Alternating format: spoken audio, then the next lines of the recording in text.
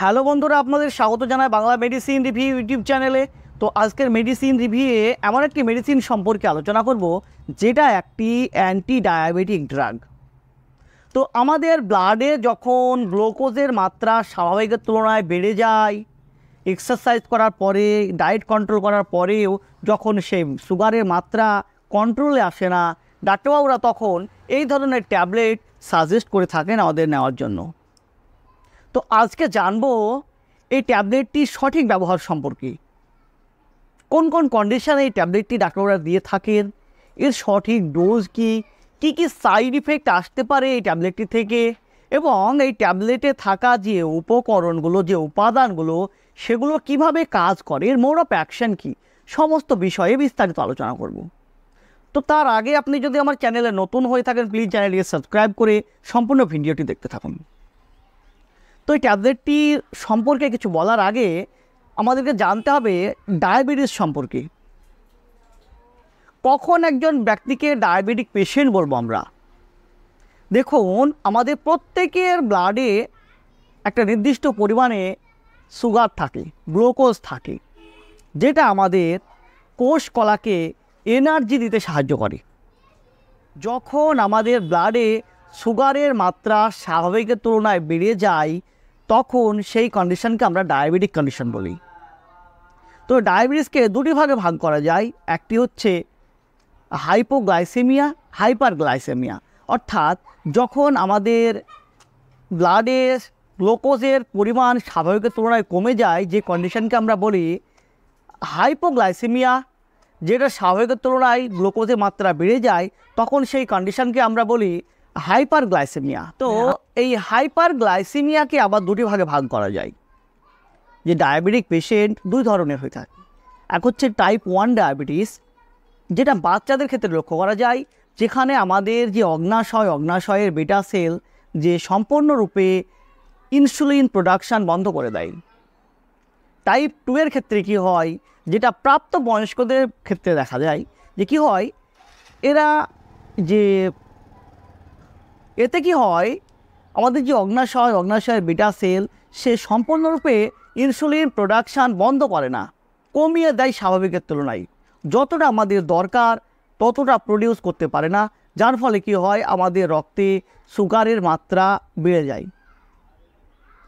তো type two ডায়াবেটিসের ক্ষেত্রে যখন ডায়েট কন্ট্রোল করে, এক্সারসাইজ করেও যখন ডায়াবেটিস কন্ট্রোলে আসে না, গ্লুকোজ কন্ট্রোলে আসে না, তখন এই ট্যাবলেটটি সাজেস্ট করে থাকেন ডাক্তারবাবুরা।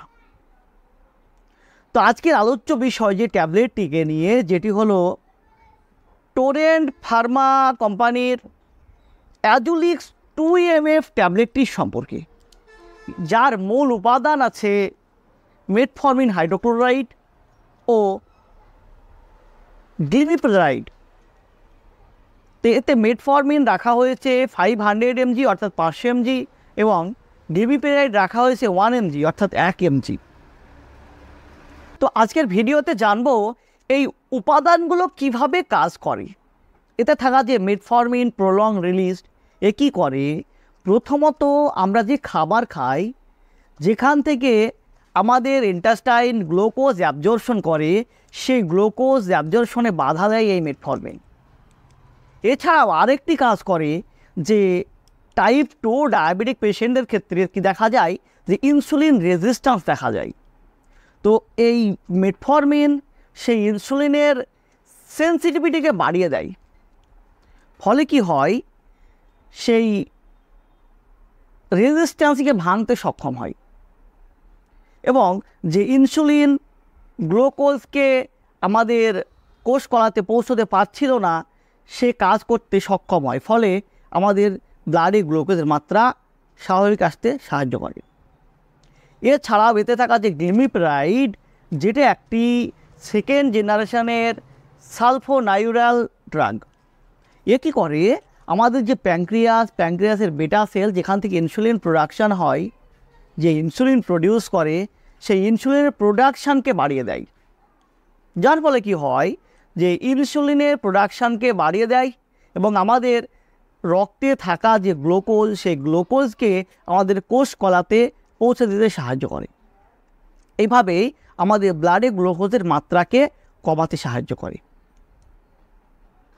তো একটি ট্যাবলেট যে সব সময় আপনার উপকার করে সেটা কিন্তু নয়, সময়ে ক্ষতিও করে যদি সেটা আপনি ডাক্তারের পরামর্শ ছাড়া ভুল নিয়মে ব্যবহার করেন। তো এই ট্যাবলেটটি কিছু সাইড ইফেক্ট লক্ষ্য করা যায়।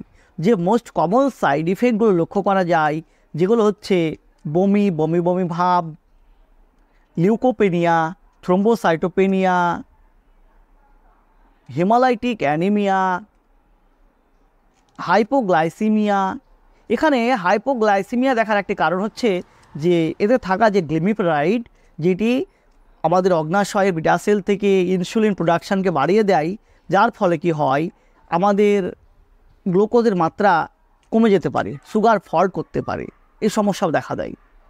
এছাড়া মেটফরমিন যদি আপনি দীর্ঘদিন একটানা ব্যবহার করেন ডাক্তারবাবুর পরামর্শ ছাড়া, সেক্ষেত্রে আপনার ভিটামিন B12 ডেফিসিয়েন্সি দেখা দিতে পারে।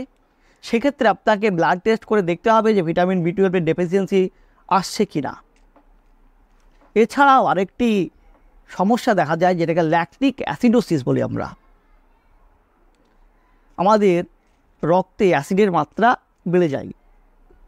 এটা দেখা যায় সম্ভবত যাদের লিভার, কিডনি রিলেটেড সমস্যা দেখা দেয়।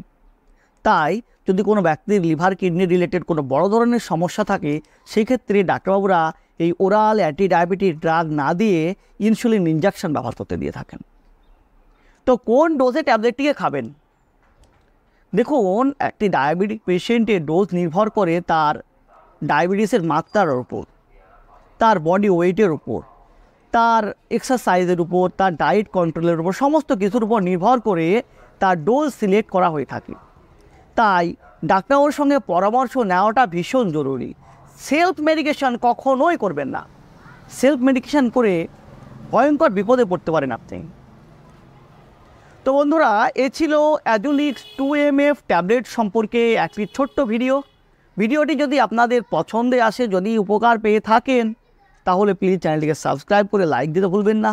সুস্থ থাকবেন, ভালো থাকবেন। আবারও দেখা হবে মেডিসিন রিলেটেড অন্য কোনো ভিডিও নিয়ে। আজ এই পর্যন্তই, ধন্যবাদ।